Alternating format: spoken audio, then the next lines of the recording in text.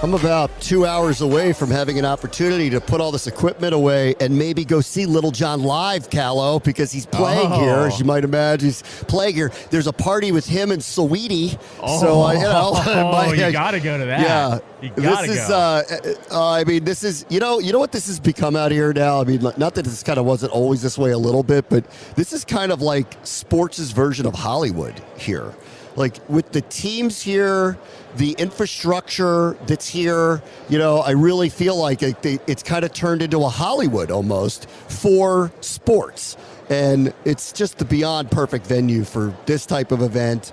And it's incredible out here. It really has been a really, really great week. Terrific week here. Here's the thing. The Super Bowl is in a world where it is hard to cut through the noise. The Super Bowl is one of the few things that still does it. So it's not shocking that basically everybody converges in wherever this game is now, because it is one of the few things that is still having staying power, whether you're a sports fan or not. And then I think this year, more than any other year, you have even more storylines than normal because you have Taylor Swift involved with everything. So yeah, I'm not shocked at all it's turned into what it has. I am waiting for the original super agent, Lee Steinberg, who's going to stop by and say hello. We're in a cavern. I got a message saying he was on his way, but I haven't seen him yet. So I want to play this one bite real quickly. Yep. Doug Williams was doing some of the rounds yesterday, and he went on NFL Network, and they asked him point blank about what the team is thinking with the number 2 overall pick, and here's what he said to them. You got Cliff Kingsbury, Caleb. We're just connecting dots here. Doug, have you guys called the Bears yet to try to get to 1? I'm going to say we hadn't at this particular time. I think Adam, next week going to be the first time that Adam get a chance to sit in with the scouts and everybody that is in personnel to go over, what their plans are. Good part about it, we're sitting in a great position because you got 3 great quarterbacks that are out there, 1, 2, and 3.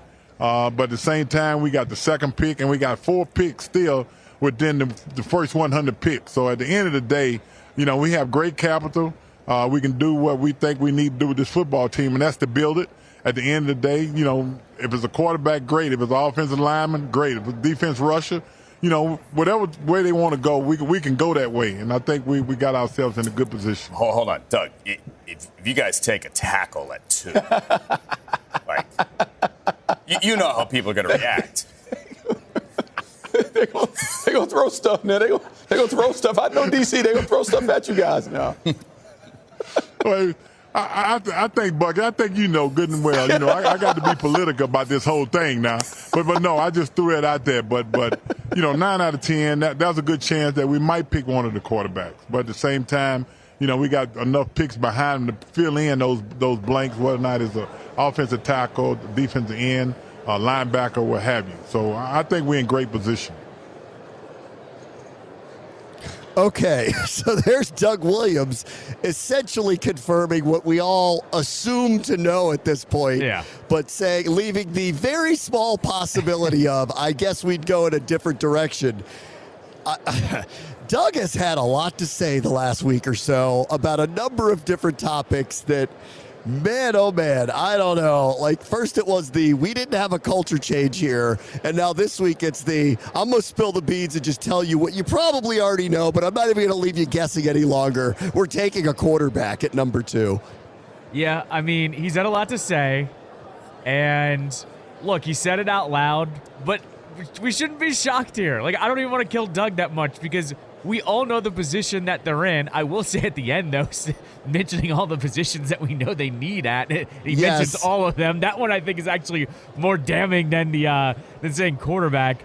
Look, he said again, all true. Like none of it's not true. Like we need 2 tackles. We need 2 rush ends. We need not that they pick a linebacker that high, but like maybe in the second round they would. Yeah. We need a quarterback like undoubtedly, for crying out loud, we need a tight end, and there's an incredible one coming out. Honestly, that's the illuminating part of all of this is just hearing someone say, we do need all of that. Not that if you're following this, you know that. Like, it should point out that this is not going to happen fast. No matter how excited or however you feel about the staff that's being built, or what quarterback they end up taking at number 2, which was total confirmation there that they are taking one there.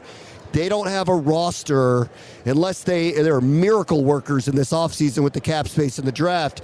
They don't have the roster to flip this thing overnight. They really don't. And so, let's see what they do. They have a lot of space to work with. They have a lot of good draft capital to work with.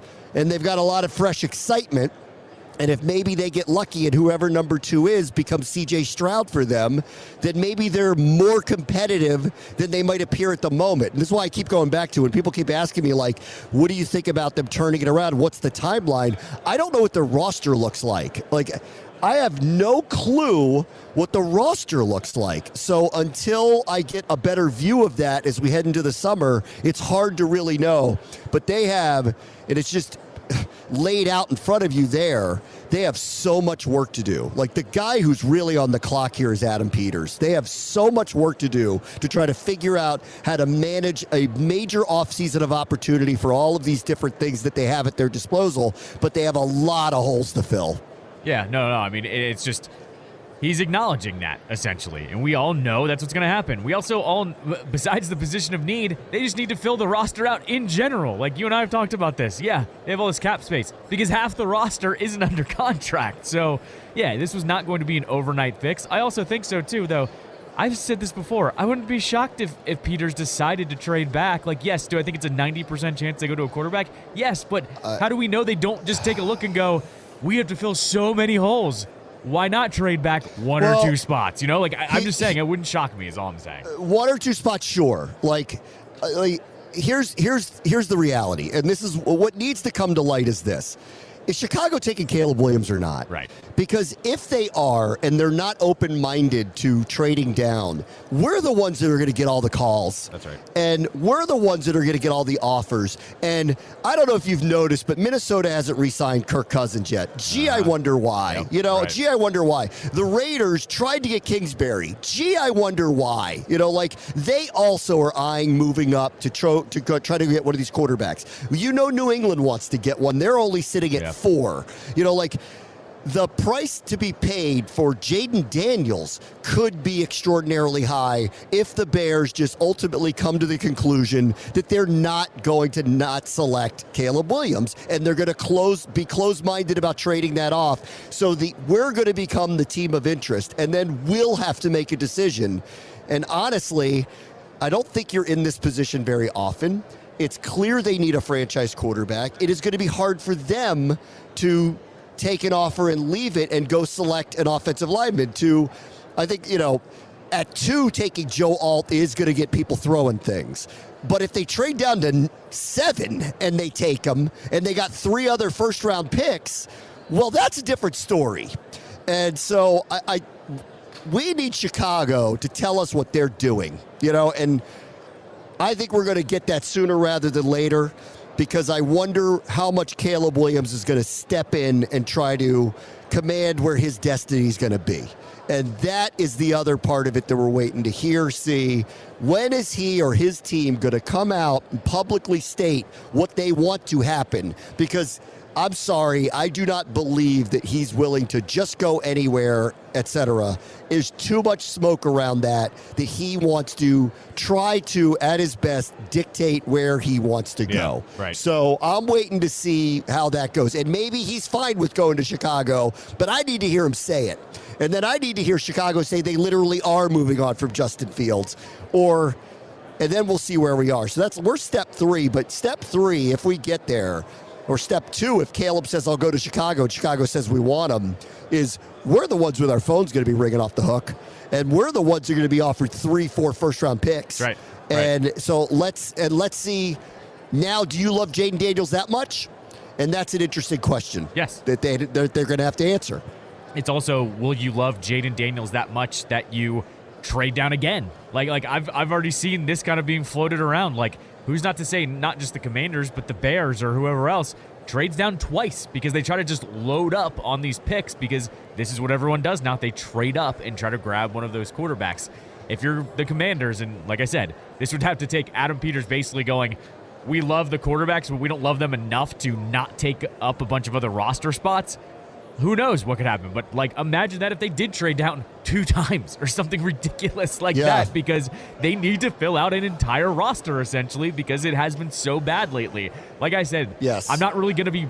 I don't think anyone can be mad at what Peters does when it comes to the draft this year because they literally have so many options of how to fill this roster out, not including the quarterback, of course. So you can't be mad at whatever he's going to do. It's going to be, do they execute said result moving forward? Yeah, I agree. All right, let's shift gears. I don't see Lee Steinberg, so I'm not sure where he is. And if he pops up after the next break, we'll do that. But why don't we stay on kind of the news part of what's happening during the week? I got a chance to speak with Adam Kaplan, who's a longtime insider of the NFL. You can hear him on Sirius XM Radio. Does a lot of work in Philadelphia. He gave a lot of insight about the Eagles, what was going on there, what he thinks about what's happening in Dallas, and, of course, Washington as well. So take a listen to Adam Kaplan. All right, let me welcome in Adam Kaplan, Sirius XM these days. Sure. Yeah. Sports Sure, Grid, why not? Yeah. Football Network, all good. Man. All of it. Yeah, all of it. Dude, I gotta, gotta balance my work life. I need money. What number Super Bowl is this for you? 23. Wow. Guess which is my first one? I could give you a hint if you can't guess it. 23 years ago. Well, Rich Gannon, my buddy, I was interviewing him today for Sports Grid, and I said, that was my first one. I'm sorry, man. But it was a great week in San Diego. It was incredible, because everything was downtown San Diego. Yeah, so that was my first one. Can you believe it's here? I was just talking to DeAndre Carter of the Raiders about that. It's so weird. Yeah. I'm someone who's been coming here since 1989, off and on. Yeah. A little gambling, a little card playing, a little betting on the hoops. Yeah. But, it's kind of weird. And because I'm so involved with the NFL now, I don't really, I'm just here to do the Radio Row, and I leave Saturday. Yeah. So I used to stay for the whole week, Bram. In fact, the first year, because I didn't know, I got here on a Sunday and left a Tuesday. Think about how ridiculous. 9 days? Dumb. No one told me. I didn't know. I needed some mentors, man. I mean, listen, I'm not complaining. I love coming here. This is like my favorite place to come. It's an incredible place for this. Vegas or Radio Row? Both. Vegas. Okay, cool. Okay. Vegas. Sure. I'm here because it's Vegas. Yeah. I mean, I like being here for this, and I like being part of all this. I wish our team was part of all this, but I'm here for Vegas, really. And it's a great town. It's nice and small. I like Indianapolis for the Combine. You ever go there? Yeah. It's great. Yeah. Because I know the back of my hand. I'm not spending 9 days there, though. Yeah, I'll be there for 7. I usually go 7. 7? Oh, man. It's good for networking. You can only go to the St. Elmo so many times, I don't. buddy. I'm a vegan, so I don't go to that stuff. Oh. Yeah. I'm the guy who gets a salmon. I'm a weirdo. But no, I like coming here. I do a lot of business, actually, in the radio business. I get a lot of radio renewals when I'm here with stations I have deals with. And I see the program directors here. They're always usually here. Yeah. It's the one event that I do that I see a lot of people on radio at.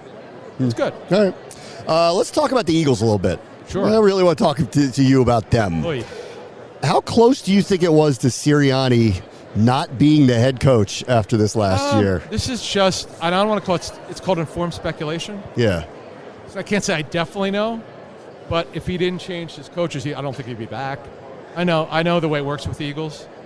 I could go to 20 NFL buildings. I could tell you how things go. That's one I know really well. Yeah. I just know Jeffrey Lurie's not going to put up with a regression like this. A regression like my lifetime. I didn't live the 64 Phillies. I wasn't born then, but I know that was one of the worst in MLB history. This is a bad choke. The final 6 out of 7 games losing, and just the way that they lost. What happened? They were 10-1, but I called them a fraudulent 10-1. They were just barely winning. It didn't feel right. At some point, the jig was going to be up, and it was up. But then here's the damning thing. Yeah, but then to go lose the way they did. Well, I'm going to bring that up right now. Yeah. So to see Nick Sirianni, when they lost to Tampa Bay in the playoffs, they got blown out. Yeah. And that glaze looked like he couldn't figure it out. That's not good. Yeah. So he's back. He's got to get his energy back, because the thing about him is the juice that he's got a lot of energy and passion for the job. It didn't seem like he had it, Bram. Huh. You've been around athletics and coaches and all you've done in your career. You know what you're looking at sometimes when they lose it? I thought he lost it. And they've got to get it back. Why? They were in the Super Bowl the year before. Lost it how? It happened too fast, in my opinion. So here's, you reassign your defensive coordinator and don't fire him in season because the players complain about him. Yeah. That's bizarre. Your offense regressed. Your quarterback regressed. See, here's the problem, Brown. In all professional sports, when the head coach has got it going on, you just mentioned the first 2 years. Playoffs the first 3 years, Super Bowl second year. Just barely lose. Okay? And then you lose 6 out of 7 to close the season and you can't figure it out. he never had any stress like this. He didn't know what to do. He wasn't used to it. This is a guy who was never even a play caller for the Colts. I could tell you from talking to people with the Colts, these first 6 months there as a non-playing offensive coordinator was not very good. He didn't know what to do. He just had to figure it out. Now, I give him credit the first year, Bram, he gave a play calling to Shane Steichen. Yeah. After 7 games, who does that? Yeah. That was great. It was brilliant. But he went through his first turmoil. He didn't handle it well. He's got to get it back. He's got to figure it out. He doesn't have responsibility. Not only does he call plays, he's giving up the more.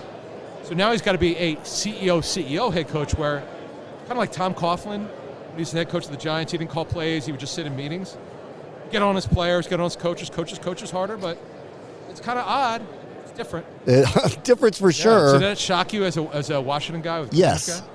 Yeah, I agree with you watching them early.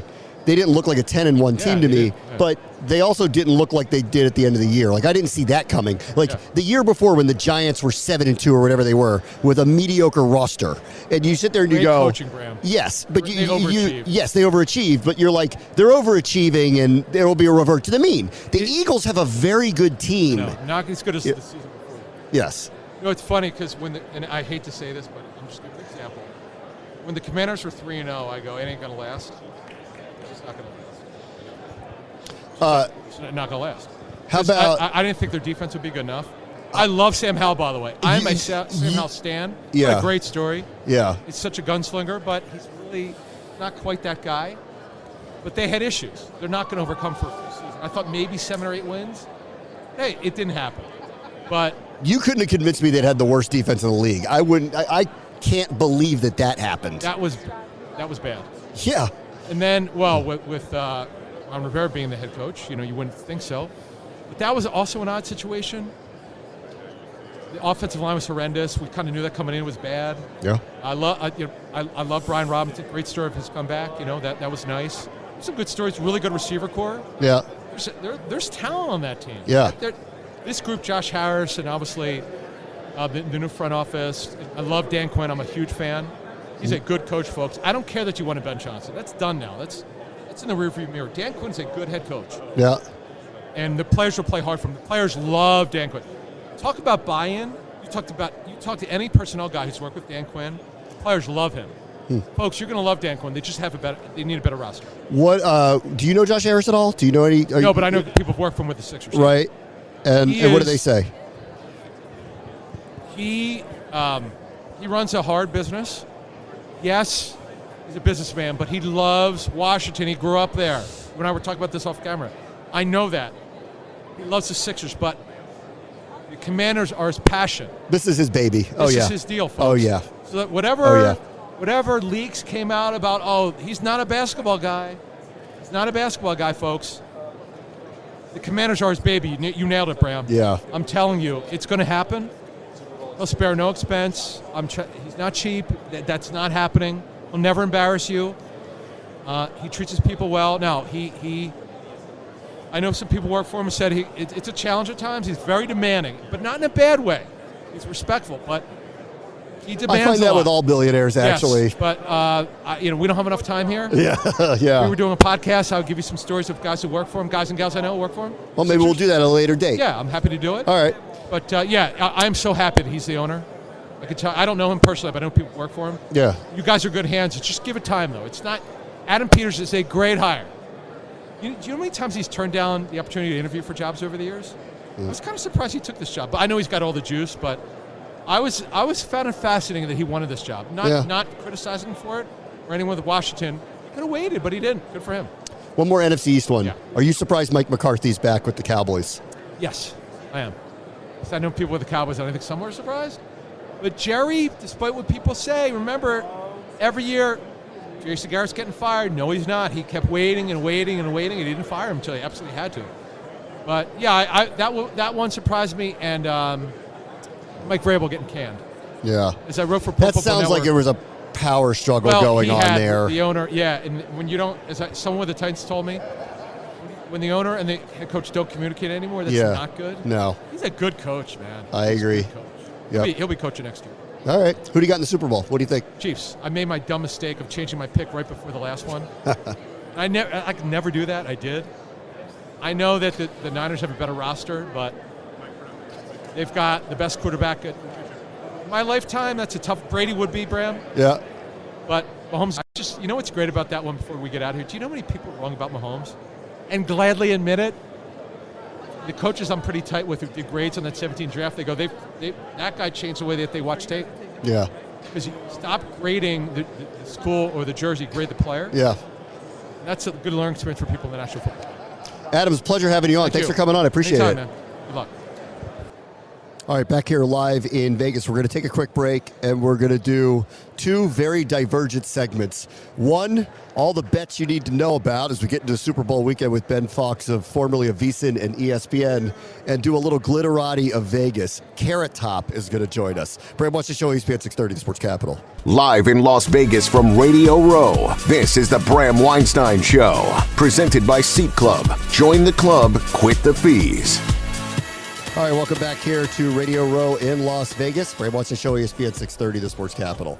All right, sometimes you just get to kind of check off some boxes. I never thought in my life I'd have an actual conversation with Carrot Top, but I did the other day. I'm staying in the Luxor, which is literally connected to Mandalay Bay, so it's close to get back and forth with everything. So it's the right spot to be, and he's had a residency there for a very long time. If you're unfamiliar with his work, it's unique. It's Gallagher-ish, a lot of prop comedy. You could look it up. You won't see anything like it for sure, and he's been a survivor. He's been doing this for a very long time. So earlier this week, I had a chance to catch up with the one and only Carrot Top. All right, we're in Las Vegas. We get to sit with some legends now.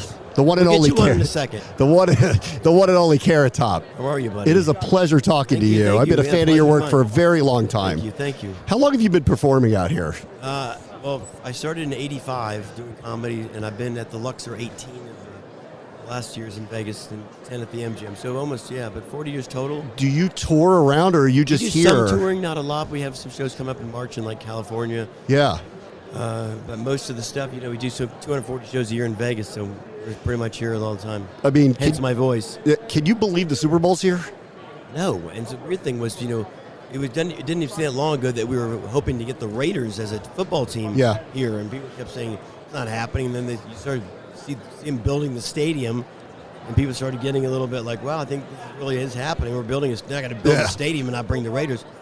So then the Raiders came, and then they're like, they're gonna host the Super Bowl, and it seemed like 20 years ago when they said that. I mean, it's not even just sports. Like, this is like a completely different place than when you probably moved here. It's unreal, and for all places, like Vegas is crazy even without the Super Bowl. Yeah. And then you had the Super Bowl; it's just a whirlwind. So yeah. The first time I guess we got the excitement of this whole thing was with the Golden Knights when they came. Yeah. It was the first big sports thing that came into town that this town went nuts. And like anything, they said, "Oh, football's not going to work in Vegas." And of course, it does. People love the Raiders, and now the Super Bowl, so it's tremendous. Do teams have you come perform for them? Did I hear that a team had you come and do a performance for them, or no? I have never done a team before. No, but the Raiders had a call in their game that was called Carrot Top. Dude, seriously. Yeah. That's when I. What was the play? The play. That's when I realized I'd made it. Literally, the play was Carrot Top, and so Derek Carr was in the huddle. And he's like, Carrot Top, 22 Zapper, Carrot Top, right? And I'm thinking, are they saying Carrot Top? So I asked Coach, "What is it? What was that?" And he said, "Yeah, Carrot Top." Yeah. We needed a play that was really crazy and kind of stupid. So we needed a name. Yeah. And so it was a real play. So I asked Andy Reid the other day at the podium if he would consider having a play maybe called Carrot Top. Yeah. He said he'd consider it. Okay. All right. Well, we'll get back to you on that one. Get back to you on that one. So how do you describe your comedy now? Crazy and maybe a little stupid. Yeah, absolutely. It's got to be a little stupid. I mean, it's evolved in a way. That's what's funny. Like when I first started doing comedy, it's always so quick in the thing and the props, and so now I've been doing it for so long. It's kind of evolved. There's a lot more storytelling. There's a lot more one-on-one interaction with the audience. It's kind of a kind of an interaction to kind of get to know me more because I've been doing it so long. Yeah. It's like a retrospective kind of angle to the show too. Yeah. Shows me on Star Search and shows me in shows from years ago. Yeah. I wonder because when I was a kid, I'm doing what I wanted to do. I call football games. I'm a broadcaster. I pretended to be that. What were you doing as a kid? I was standing in front of a mirror looking at like seriously trying to pretend to be George Carlin, just like you were doing like probably trying to do play calls. So, yeah, same thing. I would stand in the mirror and pretend hold a mic and try to tell a joke. Yeah. What's my interesting, whole though, life. I mean, like a 7-6-7-year-old. But George Carlin's doing political humor and cultural humor and that type of stuff. Yours is completely other end of the spectrum. Yeah. In fact, I even say that in the show. I said, my biggest influence is George Carlin. As you can tell, looking at my show, it's very similar. It's a big laugh. Yeah.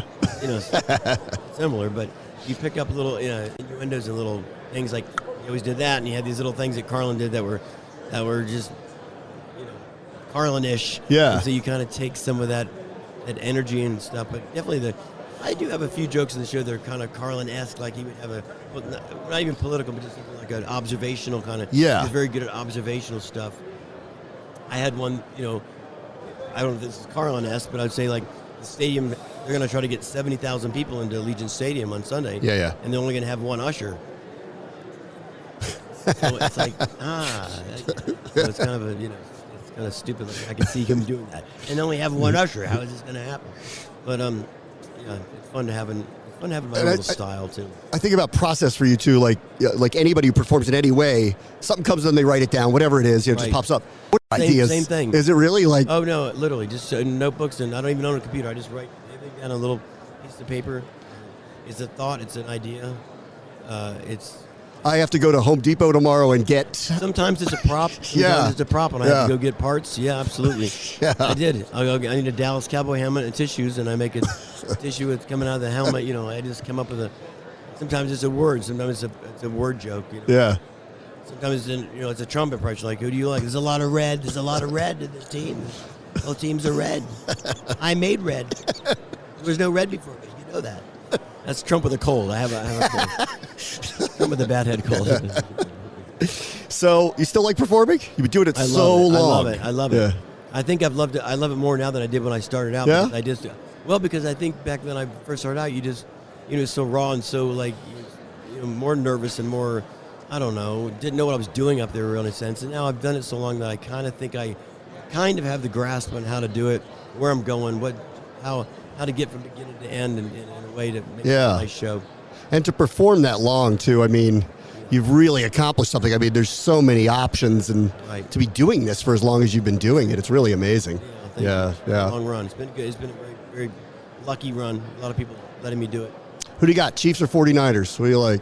God, it's such the question, isn't it? They're both so good. Yeah. Both teams. One came on strong at the end. One came, and I like the Purdy guy because he got picked last, and then he hurt himself, and then he came back against everybody's, no way he's going to play football again. Yeah. And then he comes in and takes him, to the Super Bowl. So I like them for that story, but also the Chiefs are, as much as I despise the Chiefs because they beat my Dolphins, every year, I got to interview all the players and the coach, and now I was like, they're so sweet people. You're like, man, I really like Andy Reid as a person. So you kind of wish for him, too, to, it's a dynasty. It's always fun to watch a dynasty. Carrot Top, it's a pleasure meeting you. Anybody coming out to Vegas, come see the residency at Luxor. Please do, Luxor. Great to talk to you. Thanks for having us. All right, so that is Carrot Top. That was a new one. Yeah, Put that one in the book, Cal. He's very well spoken too. I don't know what I What'd you expect? Like a lunatic? Yeah, a little bit more crazy. But it was just he was actually very more streamlined than I thought he would be. That's all. In the middle of the interview, he pulls out a small toilet and throws up into it. Like that's what he's going to do. His Usher joke was good, by the way. Got a chuckle. That was here. good. Yeah. That was very good. That was funny. All right, let's shift gears. As Brian Gubble would say, let's move on. We got to talk football here a little bit. We haven't really talked much about the game. There's been kind of so much going on. Yep. So I did have an opportunity to catch up with Ben Fawkes, my buddy from ESPN, and most recently from VSiN, and we started talking about all the props and the bets that are out there. So here was that interview. Let me welcome in my former ESPN colleague, Ben Fawkes, who was also formerly with VSiN. So here we are, your town, getting ready for the big game. Amazing that it's here, right? Yeah. First of all, wild to say that it's my town. Yeah. I've only been in Vegas a couple years, but yeah, it's wild. Look, you've been on the sports betting, beat around it for a while. Yeah. Can't believe there's actually a Super Bowl in Vegas, right? It's wild that we've actually gotten here. And everything seems to be going off without a hitch, So we haven't had any major scandals, anything like that. I think we'll be okay. I think it should be a great game. It's been a great week so far. I think they were wise. They sequestered the players out by Lake Las Vegas. And that was the right thing to do here. Get them away from the Strip. Get them away from the trouble, right? I think that's smart. I've been telling people too. Lake Las Vegas, fond to my heart, where I got engaged. So it is a little bit of a respite from Vegas. That was part of the reason we went out there too. It is definitely, apart from it, makes sense, right? You don't want the players by the casinos. Only trouble is going to follow there. I've been out here most of the week, Ben, and I haven't done a betting segment yet, so I'm happy to have you here because it's amazing that we're in Vegas. That hasn't happened yet. And I think partially it's because it's kind of everything now. It's not a specialty. Mm-hmm. It's incorporated literally into everything. You were working for a network dedicated to it, and it was mainstream, and it wasn't alternate. Yep. We're really in a different space now. Yeah, and look, I think I've heard it at least 2 press conferences. I think on opening night they asked Patrick Mahomes, and he said, "I've never felt like an underdog," right? Yeah. And then I think Andy Reid yesterday said basically the same quote, like, "I've never felt like an underdog." These guys know the spread is just, I like to say, it's another prism with which to view sports, right? Yeah. You're at the bar, you're talking to people. You probably want to know who the favorite is in the Super Bowl and who the underdog is. And if you told people Patrick Mahomes isn't favored, they probably would be surprised, right? They'd be like, "Oh, the books made a mistake," and all this. So it's an interesting talking point, and I think we've seen that certainly with some interesting betting so far, too. Okay, all right. So where are the sharps this week? What are you hearing? Who do they like, Niners or Chiefs? They like the Niners, and the Niners money line, you obviously pay a little more of a price, right? -120, -125 for them to win versus taking them -1, -2. I think, though, with the NFL and 2-point conversions and everything that we've seen, it's just a little more comforting. You know, somebody could be down 10 and go for 2 after they score a touchdown. Like, the key numbers of 3, 4, 7, 10 are starting to be blurred a little more, and all of a sudden 6 and 2 and some of these numbers that weren't really that important are more important.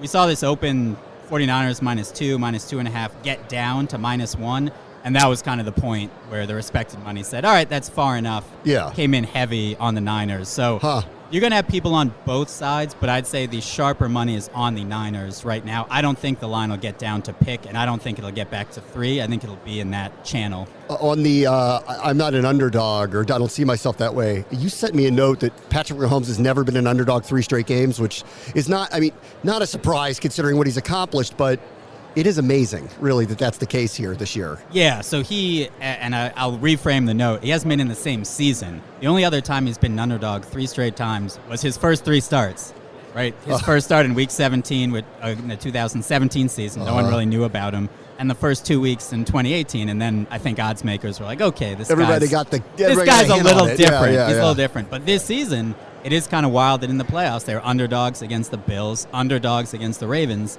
And barring, I don't think there's any way, really, they'll be underdogs again in the Super Bowl.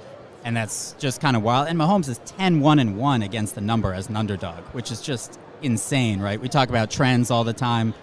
He's kind of a model breaker. He's the guy, and he gets it done. I mean, listen, I test every metric. It's a better team against maybe the best quarterback ever.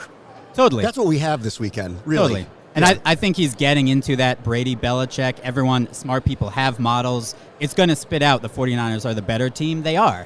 That's why they're favored. Odds makers don't make those types of mistakes in the Super Bowl. But Patrick Mahomes kind of is a model breaker. And it's a question of just some of that's which ticket you're going to feel smarter. You can be right knowing you bet on Patrick Mahomes. Of course. You obviously want to win the game. But it is terrifying to bet against him, and I think the consensus is this Chiefs team isn't as good. I asked a lot of odds makers. They'd rate last year's team better than this year's team by a point or 2. Yeah. But it's Patrick Mahomes. He's still, no matter who you give him, unless it's me and you out there running routes, he's going to make it work. Yeah. All right. What else on the prop sheet? What are you looking at? What's sticking out to you this week? Yeah, so a lot of people I've talked with, they like a lot of Brock Purdy and kind of Niners unders, right? So especially with Purdy, under completions, under pass attempts, just kind of thinking that if the Niners are going to win, right, unlike the Ravens who didn't run the ball, it should be a heavy Christian McCaffrey game, heavy running the ball. People also like, you can bet on time of possession, right? The 49ers to have more time of possession than the Chiefs. So those are a couple, and people like Kittle over 47.5, 48 receiving yards as well. Just they haven't used him as much, but he's such a matchup weapon. The Chiefs, obviously Jarius Sneed, they have some other players who can take away certain aspects. The Niners just have too many weapons, and someone is going to get yards. They're not going to be completely shut down in this game. I think people see Kittle as one of those guys. I like to play for the Super Bowl MVP. Mm-hmm. Obviously, if the Chiefs win, I think we know who's going to get it. Be one of two people. Yep. Or Taylor Swift, if she counts. And if it's the Niners, though, the fun part is I think it's primed for they're not going to honor the quarterback definitively because of narratives. So I think there's some value there. I saw Debo at plus 3,500, something like that. If it's not the Chiefs and it is the Niners, it feels like that's open for bettors. For sure. And look, it somewhat has been a quarterback award, right? I think for me, it was going back to that Falcons-Patriots Super Bowl where Tom Brady was throwing 800 times to James White, who scored multiple touchdowns, the game-winning touchdown, and Tom Brady still got the MVP, not James White. Certainly could happen for the Niners, though, and Kyle Shanahan, I think both these coaches, they're going to find what works, and they're going to keep coming back to it until the other team stops it, right? They're not going to run a play once and be like, all right, that's good, let's move on to the next thing on the play sheet. So I think if Debo, for example, they see that on end-arounds or over the middle or crossers, keeps working, they're going to keep going back to that. I could certainly see a position player for the Niners getting it. I will say that if Travis Kelce wins MVP, it's going to be a rough Sunday for sportsbooks. Oh, is that right? Yeah, he's definitely the guy, because no tight end's ever won MVP. It's obviously very difficult. He's going to have 100-plus yards and 2 touchdowns probably to win MVP. But if he does, the general public with Taylor Swift, and that impact is real. People putting down $10, $15, $20 on Travis Kelce props. And a different sect of the media will have conspiracy theories that you would not believe that would come I'm confident. They still have to win the game, right? That's right. If they lose, he's not getting the MVP. Okay, what about the Chiefs side? Are you seeing over on Mahomes, under on Mahomes? I'm getting mixed on they're not scoring like they used to. Their offense hasn't been as prolific. They did only score 17 against the Ravens. I know they won. Hasn't been as easy as it's been. So how are people feeling about them coming into this? I think Mahomes is difficult with kind of his over-under on passing yards because you don't exactly know how the Chiefs are going to play it, right? Against the Ravens, they had a very long, methodical opening drive for a touchdown, went for it on 4th down. If you have that, you're not going to get as many plays, which probably means you're not going to go over that passing yards, just if it's a slower pace. I think a lot of people like Isaiah Pacheco over rushing yards. They see that same thing with the Niners. I think it's around 65.5, 66.5. It seems like a low number. I don't think Jerick McKinnon's probably playing, so he doesn't have. And Clyde Edwards-Helaire. Remember last year there was kind of who's the number one back. Yeah. It's Pacheco, right? He's the guy. So I think people feel like there's no way he's not getting over 65, 66.5 rushing yards. That's been one of the more popular props we've seen. And Brock Purdy, actually both quarterback over rushing yards as well. Purdy's like 11.5, 12.5, and Mahomes is somewhere 25, 26. But people liking that. And one guy I spoke with likes Patrick Mahomes' longest rush over 13 yards as well. Get one of those scrambles, get a first down. And in the playoffs, right, you're less likely to slide.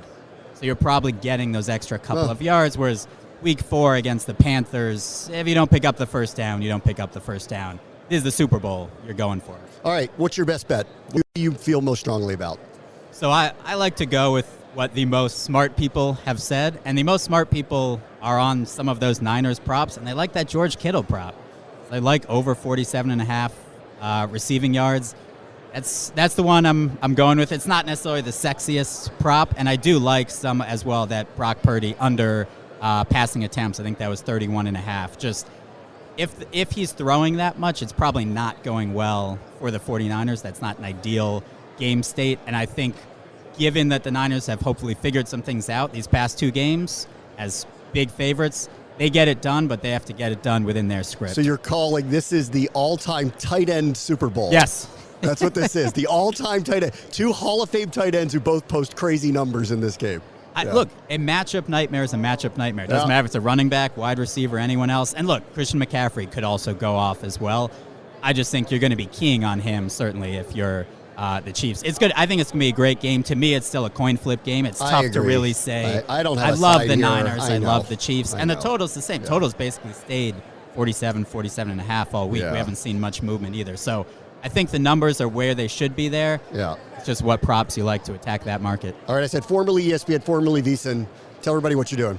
what you're looking at. Yeah, doing some stuff for USA Today, some stuff for Forbes, and like all great independent writers, started a Substack. So nice. trying a little bit all and looking for the next job, man. Ben Fawkes, thank you so much. Thanks, anytime. All right, we'll be right back here live in Las Vegas. Bram Weinstein Show, ESPN 630, the Sports Capital. Live in Las Vegas from Radio Row, this is the Bram Weinstein Show, presented by Seat Club. Join the club, quit the fees. If you are tired of the hidden costs of fees and ticket prices, Seat Club is changing the game. Their promise is complete transparency. They earn revenue solely from a simple $99 yearly subscription, not from fees or markups on your tickets. It means real savings for you of up to 35% on the exact same tickets compared to their competitors. And here is more good news. If you use promo code ESPN, you'll get 50% off your first year. Just remember that offer is going to end Sunday evening after the big game. Seat Club, join the club, quit the fees. All right, let's get into the Super Bowl a little bit here, Callow. It seems to be everybody's general analysis is one team is way better than the other one, and the other team has a god that plays quarterback. That's right. So I just think I think the Niners are going to win, personally, but I don't strongly feel that way. I don't know how anyone could feel strongly either way about either one of them. I assume this game is going to be close. I cannot envision either team getting blown out. But my lean is the 49ers for a variety of reasons. Like, what are you leaning on? I have waffled on this for basically 2 weeks, but I have to go back to, the primal instinct of eventually you had to just stop picking against Tom Brady. And I feel like I need to do that with Mahomes sooner rather than later. And I just cannot pick against him. I like both defenses in this game, by the way. I'm with you. I don't think either one gets blown out. I think it's low scoring. I know you guys talked about it last segment. Like, the under seems like a pretty good play for this. I'm leaning Chiefs here, but I will say this. I don't think enough has been talked about. No one's talked about coaching in this one. And Kyle Shanahan is conservative. Andy Reid is kind of chaos when it comes to play calling. We don't really know what version we're going to get, but he takes more risks. And that quarterback, Mahomes, taking risks, they kind of go together. I lean Chiefs here. I just think it's going to be a close game. And when you put the ball in Mahomes' hand at the end of the game and they get a possession, are you going to pick against him? No. Like that game against the Bills 2 years ago where they had, 11 seconds, and he got them down the field in 2 plays, and they won the game and won another Super Bowl. Like, I don't know, haven't we seen enough here that he is the difference maker here? I get why people like the Niners, but I just can't do it, man. I'm going Chiefs here. I've waffled on it for 2 weeks, but I just cannot pick against Mahomes. I also, though, have come to the conclusion I can't pick against Andy Reid either. Yeah, I mean, Mahomes is a cheat code. He's just so it's impossible to sit here and think like, oh, I know why he's going to lose. Like there is no no way of getting around to that. Yeah. But let me give you some reasons why I like the 49ers here. And this is one of them I don't actually is the Chiefs for the first time took the hard road here. Yes. I mean, they won they didn't get a break. They won in Buffalo and in Baltimore. So it's beyond deserving. And honestly, if they win this championship, it'll be their most impressive of all of them. It's the weakest team that he's had. That's right. Albeit, I think, with a better defense, but the weakest team that he's had, certainly on offense for sure. And it's the weirdest year that they've had with Taylor Swift being involved and Bieniemy being gone is clearly now it became a big deal that for them. That became a very big deal. Like their offense wasn't the same. So they fought through being a mediocre offense with the greatest quarterback of modern times, outside of Brady. They were mediocre throughout the majority of the year. They haven't gotten considerably better on that side of the ball, but it's been a little more explosive and the ability to score is there. Here's the thing, what I like about San Francisco. In the last 2 weeks, they've gotten behind and they've come back and won in crunch time against very physical teams, specifically Detroit. Sure. Kansas City has gamed it up early in these games, gotten leads, and hung on. Yeah. I like the second half team. I always like the second half team. I think the 49ers, I'm surprised that they are that, but I think they are that. I think what Purdy has done in the last 2 games has done enough to me to prove that he doesn't have to be otherworldly to win. His team will keep him in the game, but he has shown the ability to come back himself, and I don't think he's getting enough credit for it, for what he's done in the last couple of weeks. I think they're a better team. I think they're a better roster. I think they're a more physical roster. And the one person that I'm watching very, very closely here, because I think it's going to be a massive difference if he gets hurt again, is Chris Jones. He is everything on that defense for them. He's been hurt. He's wearing a knee brace. He's had an up and down season with injuries. And he tweaked something a couple weeks ago in Baltimore, had to go out for a series or two. And those happened to be the series that the Ravens walked down the field on them. If that guy gets hurt or injured or tweaked or whatever and has to miss some time or just isn't as effective as he normally is, I think the Niners are going to run the ball down their throat. They may do it anyway, but I think they're really going to do it if he is absent at all. So if he is not himself early, I think the Chiefs' defense is actually in trouble against them. If he's his normal self, I think this is a toss-up, and it's probably a toss-up either way because there's no blowing out Pat Mahomes, so it's probably close. But Jones, to me, is a massive presence in this. If he is out at all, I think they're going to be in trouble this weekend. This game, in my opinion, is going to be decided in the first half, and this is why I like the Chiefs here. Kyle Shanahan is conservative. Period. He does not go for it in the first half. He likes to let the game plan play out. He usually has a good script for the first drive. That's like known. But Chiefs in the playoffs, 0 points second half against the Dolphins, 7 points given up by the Bills in the second half to them, and 0 points last week against the Ravens. Spagnuolo has you in the second half. So the 49ers have to get up by at least 10 in the first half, because they're not scoring again after that, or it's going to be very minimal scoring. And I think that's probably the least talked about here is Spagnuolo has this defense playing really well. I'm with you. It's about Jones. It all literally runs through him.